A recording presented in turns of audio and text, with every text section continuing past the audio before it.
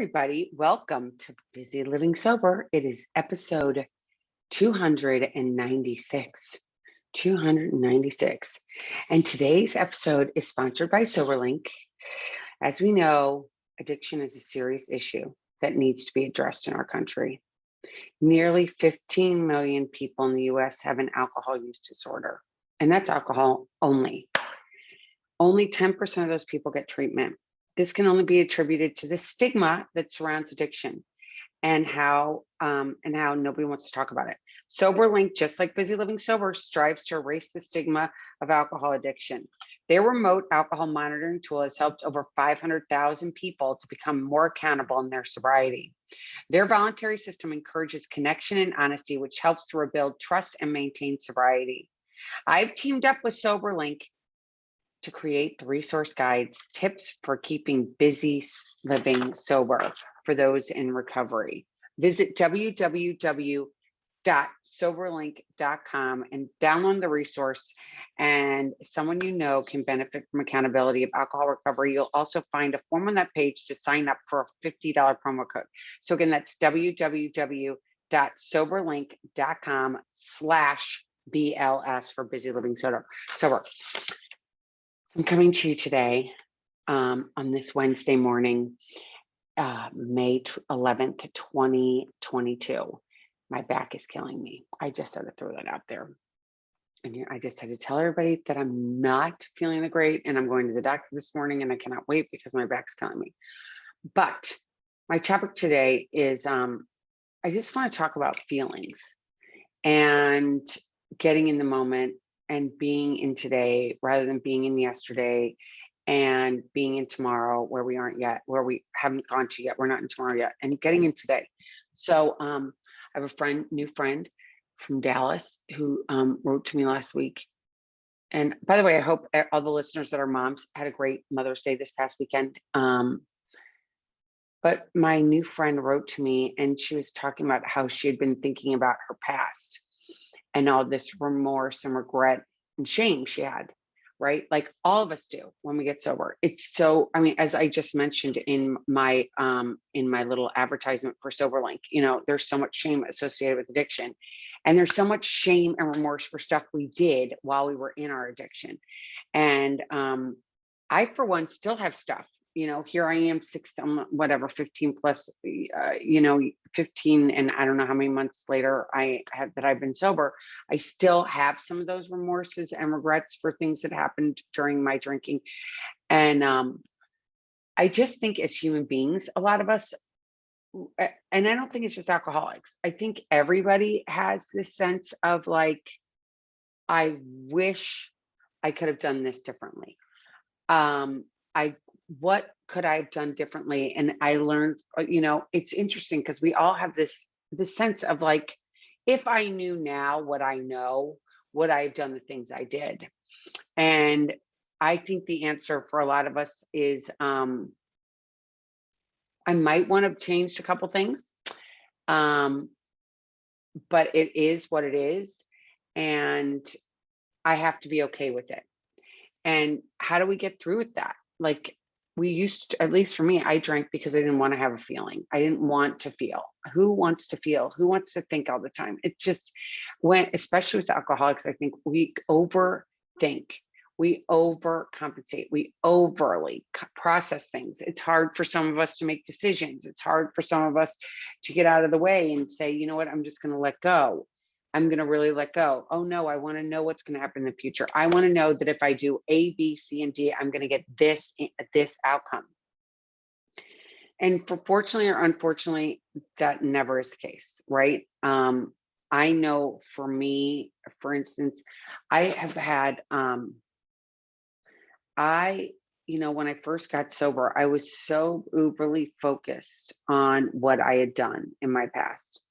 And I had all that regret and shame. So of course I coined the phrase "sober not ashamed," and I had it patented. I'm so crazy, but I did. And because I had so much shame, right? And I thought that if I go out there and I do the exact opposite of shame.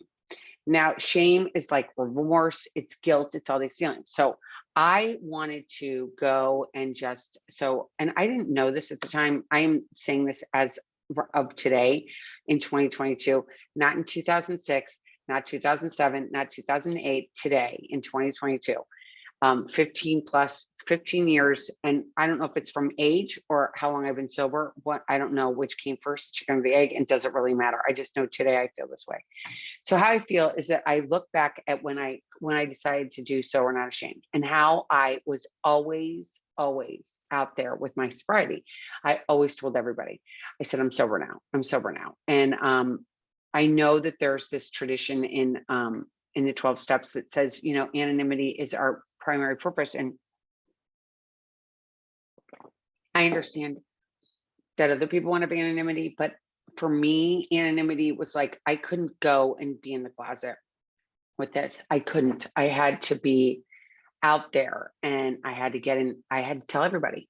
So every time I went into a party, and this is from the very, very, very beginning, I would go in and I'd tell somebody, like a good friend, I'm like, I'm not drinking anymore. I'm not drinking anymore. People be like, don't you want to drink? I'm like, I'm not drinking anymore. And it was like my safety net. I needed for everybody to be like, this is who she is. This is what she is. And take it or leave it. It was like, for me, it was like, take it or leave it. I needed to stay sober. So for me, whatever I could do out in the world that could say, you know what, this is what I'm doing. And great, your game, great, you're not. Maybe you're judging, maybe you're not. It doesn't really matter, but this is what I'm doing. I am sober and I'm not ashamed. Now, I think if I were being totally honest, which I am always on this podcast, I probably was still ashamed. I was still ashamed that I had this, but I was going to be so adamant about it that I was going to shove it down your throat. And I was going to be like, you have to accept me for being this person. You might not like it, but this is who I am. And we've got to accept it and keep running forward. It was like, because for so long I felt like, and this, I don't know how anybody else felt about me on the outside, but I know inside I was like, I'm a drunk. Like, people know this about me. I am like, I get drunk, I do stupid stuff, I get myself in situations I would never get myself into. I was so ashamed of all my behavior for so long that I was like, you know what? I'm going to show you all that now I am an alcoholic. This is me, and I'm sober now. So, and I'm not ashamed of that.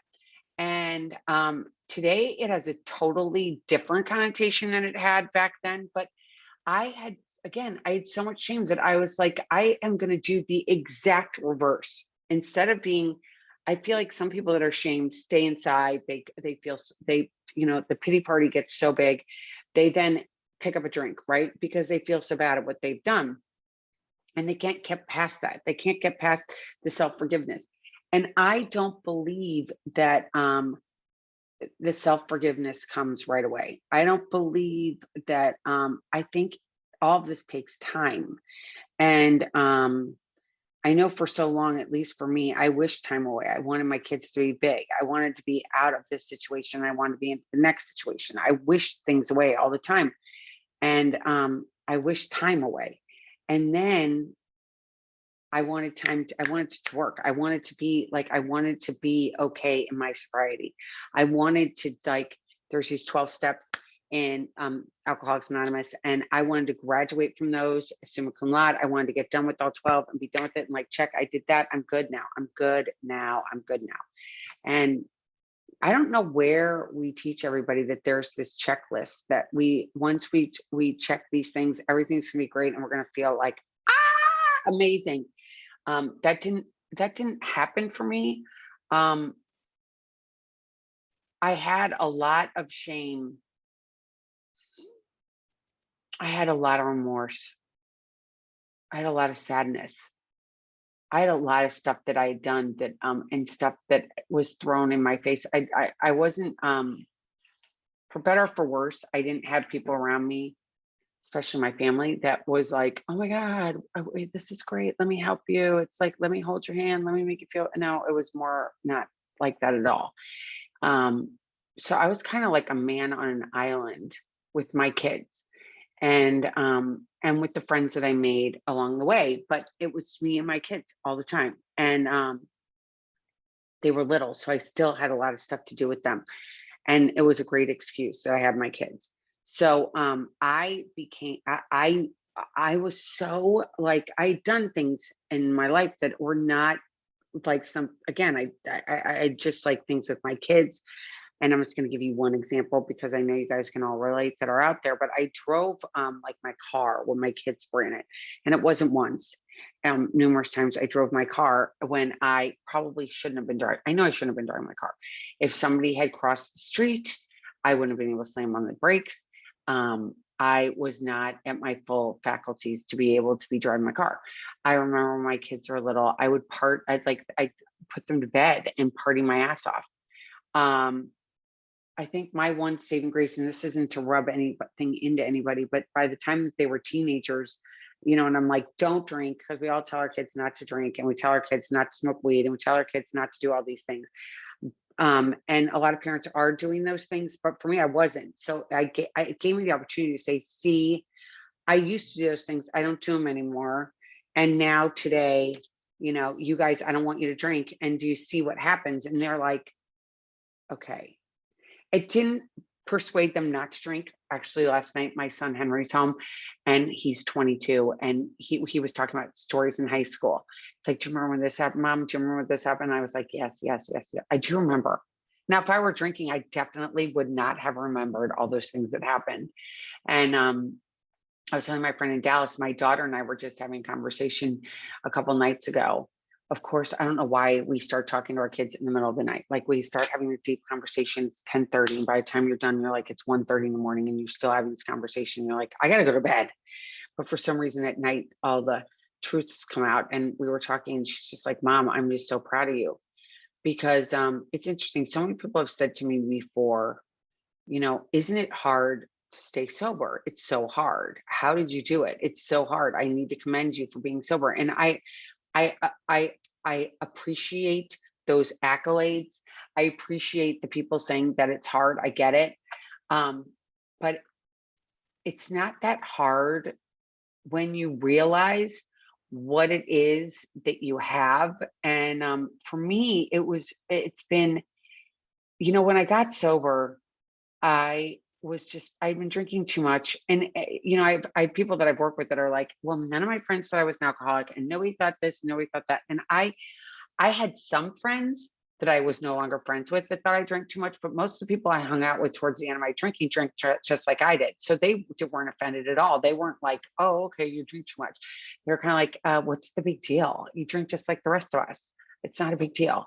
And, but for me, it was a big deal. And it didn't matter what anybody else said. They're like, you don't have a drinking problem. Even my family, you don't have a drinking problem, just stop. And I'm like, you're not an alcoholic, because again, the stigma that's associated with addiction was so big that people thought, well, you have to be living underneath a bridge. You have to have your bottle in a bag. You have to be down and out. And I was like, no, I'm not any of those things. I'm not down and out. I haven't lost everything yet. And yet being the operative word, but I had lost myself, right? I didn't even know who I was. So to come to have people say, like, it's amazing. The alternative is there's no alternative. I can't go back and start drinking again. I already know what happens. I tried it so many times, and I didn't try it knowing that I was trying it. But like, I think back, I'm like, oh, I'm only going to drink one dirty martini. I'm only going to have red wine. I'm only going to have white wine. I'm never going to mix it I'm never going to do shots. I'm never going to do this. That was my way of trying to control my drinking before I even stopped. And it never worked, because I would say, oh my gosh, I'm going to do this. And then I do it. Because once the alcohol hits my system, I change, right? All of my abilities, faculties that are able to stop me from making some decisions have disappeared. I am now running on fear, and I am just like, whatever. There's no filter. It's really bad. So for me, realizing I did a lot of stuff when I was in my addiction, and it still is not good stuff that I did, but I don't regret any of it. I wish it was different, but it isn't. Acceptance. I had to accept that this is the way things are today. And, I have to accept the way that is how it was. And, the definition of insanity is doing the same thing over and over again, expecting different results. So I can admit that I was acting in a manner in which I didn't like. And for that, I can make apologies. We call them amends sometimes. I can own my side of the street. I can be there, you know, um, I can admit it. I don't have to say, you know what, I'm too ashamed to even admit this. No, I can admit my problems. I can admit where I screwed up. I can admit to my kids that I was not always the best. I can admit to my ex-husband. I can admit to other people that were in my life. And I can admit to myself that if there was such thing as a time machine and I could go back and change some things, yes, I would, but I can't. So today I'm going to be different than I was back then.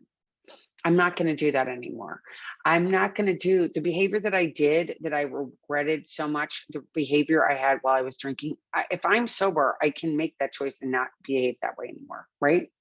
Because you're in charge of your own body again. You're in charge of every faculty in your body. So you can make the choice not to act the way you did while you were drinking, right? You can say, you know what? I'm not going to do that anymore. And you might screw up and act the way you did while you were drinking. And then that means take a deep breath, take a time out, time out, time out, time out. I've always taken time outs. My kids, I'd be like, you have to take a time out. And they'd be like, I don't want to take a time out. I'm like, mommy's got to take a time out. I got to go take a time out. As an adult, I have to say to my kids today, I need a minute. Let me go in my room. I'm going to take a minute. And I take that minute and I regroup and I breathe. And I get to this place where I'm like, okay, I can move on now. I can change it. Because again, we have to get to this place where we acted a certain way, and not as alcohol as being our crutch or our excuse in that we were an alcoholic, but it is a good excuse. But still, we don't want to look like that person that's always blaming everything on that. It is always us. And it was always me that chose to pick up that first drink. So my choice of now I don't pick up that choice. So yes, it's commendable that I've stayed sober this long time, but there is no alternative. It's like, all right, yeah, I'm going to pick up a drink and get myself into a situation that is going to make me hate myself again. It's going to make me make choices I don't want to, that I'm going to regret. Why would I ever do that again? And it might not happen the first time I do it, but I'm not willing to take Russian roulette with my life. I'm not willing to say, you know what, I'm going to try this and see if I act differently this time. No, and there's alcohol in my house. I see it all the time. I mean, my back refrigerator, my kids are here. I've guests, so there's alcohol here. But I look at it, I acknowledge it, I respect it. I say, yeah, that's something that's in there that I cannot have. But it's also like, I can't have ice cream, I can't have dairy or my stomach kills me, right? I can't. I eat dairy and I want to get sick. Poor JF is like, oh my God, you were moving around so much last night. And I'm like, oh, that's dairy I can't have dairy. I can't, I can't. Gluten, I can't have gluten. It makes me feel puffy and it makes me feel gross.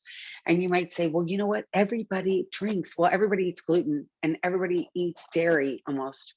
And you go to parties and everybody's having dairy. Everybody's having dips that have sour cream in them. Everybody has gluten. Everybody has bread and chips and stuff that's got gluten in them. And we say, well, wait a minute.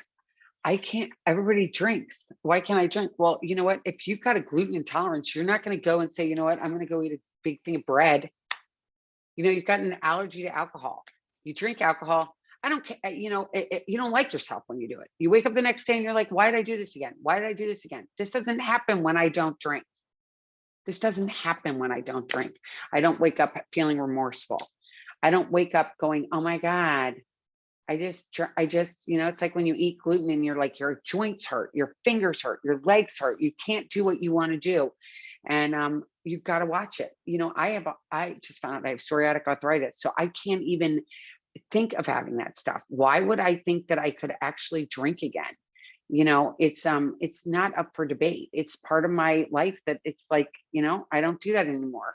And But because I think in the very beginning, it's getting comfortable in your skin with this whole new thing. It's just like getting comfortable being, gluten intolerant. I think there's all these certain things that we become as we grow up, as we get older, and we recognize things in our life that we can no longer do. And drinking being a big one, it because the drinking actually affects the way our feelings are. It affects how we act. It affects, because I think it gives, at least for me, it gave me this, I didn't have a filter. And so I'd say things and do things that I never would have done if I weren't drinking. Because I feel like when you're drinking, the choices is all gone. It's all the choices are gone. I've said, I think many times on this podcast, and if you didn't hear it, when you're an alcoholic and when you drink and drinking is your thing. And I don't want to use that word alcoholic to make you feel bad. I just use that word alcoholic because it's the best description for me, because I drink alcohol and, in a way that, that is not normal. So that's the phrase it's called. And I know a lot of people hate that word alcoholic, but anyway, not to digress. When I realized that I was an alcoholic, and I wanted to admit it to the world, I really wanted to admit it to myself. And then I went out there and told the world, because I wanted everybody to look at me and say, "Oh my God, she's changing. She's not going to be that girl that falls out of the cocktail party." I don't process alcohol like everybody else, and it gave me this. It was hard to say, this is me, and get comfortable in it, because I've been doing it for so long, right? It was my whole life, right? I was a cocktail party. I went to dinner parties. I was at social benefits. I was doing all these crazy things with a dirty martini in my hand and a carton of smokes. I was not, I wasn't what the stereotypical alcoholic looked like, right? I lived in a nice neighborhood. I had a really great zip code. I had a great car, all that other stuff, bags, shoes, all that stuff that they say an alcoholic doesn't have. And I had nice kids. Look, I had great kids, and they all looked put together. And but it was on the inside, was about, for me, it was an inside job. It was how I felt about myself on the inside. So the fact that I needed to stop, it was a big deal, in that I had to change my friends, and I had to change the way I did certain things in the very beginning. Because for me, again, I've always been very social. So in the very beginning, I didn't want to go to all those parties. And I talked about this last week. And I told people that I wasn't drinking. And some people, I think most people that have a problem with alcohol really don't want to be around us. They're like, wait a minute, you don't drink? I don't want to be around you. I've totally had that happen where I live now. And but I had to get past that. I had to get past the fact that, okay, these might not be my people. And that had to be okay. They weren't my people. There's going to be some people that are your people and some people that aren't your people. And I had to differentiate and realize that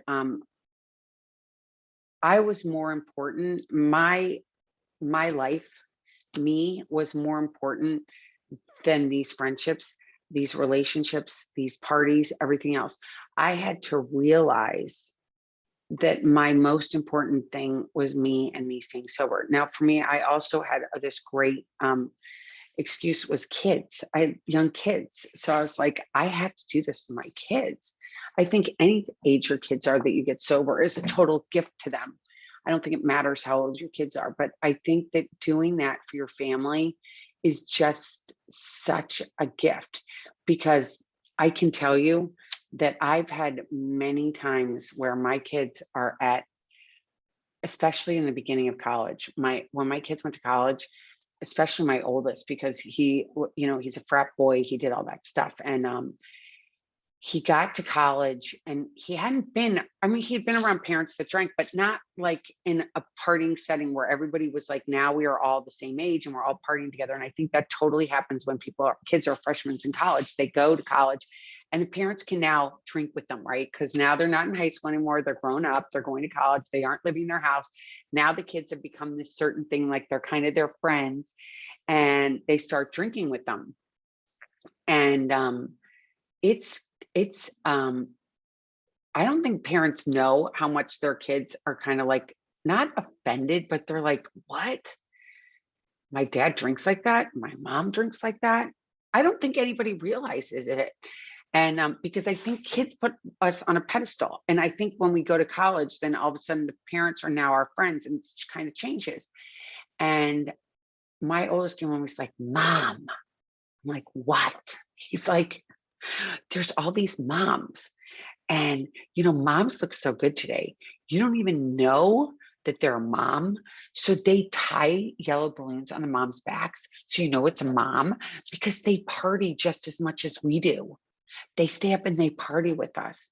And I was like, oh my God. He's like, I'm so happy that's not you. I'm so happy that's not you. And then I'd have kids like there was one boy, I'll never forget it. His dad just overindulged with the kids because kids in college always overindulge, and this dad overindulged with his son, and the party went on, and the dad kept going with the kids and was up all night, and then the morning comes and the kids find the dad outside. It started raining. The dad was passed out in a chair, a lawn chair in front of the house, and these kids are like, oh my God, how mortified was that boy whose dad that was? The kid was like, I remember him coming up to my son going, oh my God, you're so lucky. Your parents don't drink. Oh my God, your parents are like not acting like that. Now, obviously, if you don't have a problem drinking, who cares? Like, you're not going to go to that extreme. But if you have a problem drinking, like I did, if I were drinking when my kids were in college and doing the fraternity stuff, I'm going to tell you something. I would have just been like that dad out there. There's no way I wouldn't have been like that. Maybe somebody would have brought me inside because they just would have. But I would have just been exactly the same. I'm no better than that guy. I'm not judging that person. I'm just saying I'm not judging those moms with the balloons on their backs. I'm just saying I would have been the same exact way. And I don't think at the end of the day, we think about how it affects our kids, and especially as they get older, because, it doesn't matter how old our kids are. They still want us to be the parent. They don't want us to be their friend. They might act like they want us to be their friend, but they really don't. They have enough friends. And for me, I always said to they'd be like, I hate you. You're the worst person. I'm like, well, I'm not your friend. I have enough friends and you have enough friends. I'm your mom. So all I can tell you is I have a little bit more of life experience than you do. And I'm going to tell you undoubtedly that I love you more than probably anybody else will in your entire life. And what I'm trying to suggest to you is in your best interest. And I might not get it right, but I will tell you my intentions are all good. And not always everybody's intentions are good.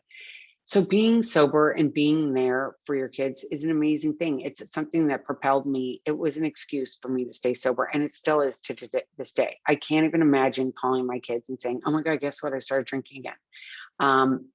I think that would give them a letdown. And it's not about them, it's about me. And so is it a huge accomplishment? I guess it's a huge accomplishment that I've stayed sober for 15 plus years. But I'll tell you this, I do it one day at a time. I still have feelings. I'm dealing with this back pain right now. I'm obviously not going to go take some major painkillers because I don't want to take anything that's addicting. Tylenol is my friend, so is Advil, but that's about it. So I I think that my feelings can change and at all times. So now looking back, So We're Not Ashamed was probably done because I wanted to make myself feel better and be like, this is who I am. And I don't care whether you like it or not. I'm going to be sober and I'm not going to be ashamed. And I was still ashamed. But it helped. it just helped. It helped me. It was what worked for me. I mean, you guys have to do what works for you. For me, it was just, it was something, and it's been able to help me. And a lot of kids have seen that I am, that my kids are a sober mom, and I'm not boring. I'm definitely not boring. And I still like to have fun. I like to have a lot of fun and lots of laughs. And I just, I like myself a lot more than I ever did when I was drinking. And that is a huge gift to everybody that's around me. I don't hate myself anymore. I don't wake up going, oh my God, what did I do anymore? I've given myself a new lease on life. And for that, I am so grateful. And I'm so grateful for everyone that listened this morning or today or tomorrow or next week or next year or 10 years from now. I have no idea when you're going to listen to this, but it will be out there probably for a very long time. And I just want you to know that you're not alone. And that it's totally normal if you feel like you're constantly thinking about what you did before. But if you sit there and you waste your time thinking about what you did in the past, there's nothing you can do to change it except for be different today. That's all you can do is change for today. Yesterday's gone. Tomorrow's not here yet. And today's the gift. And be the best you can be each day. And be authentic and be you, because there's nobody else. God only made one person exactly like you, and that is you. So love yourself. You are a gift to everybody around you. And act like that, be like that, own yourself, be like a chicken, hold your head high, right? Be like a little rooster and hold your head high, because if you didn't pick up a drink today, it makes you a winner. And don't forget that, even if you have to buy yourself a bottle to remind yourself, I bought myself a present because I haven't drank. Well, guess what? You deserve it, because that is a huge feat.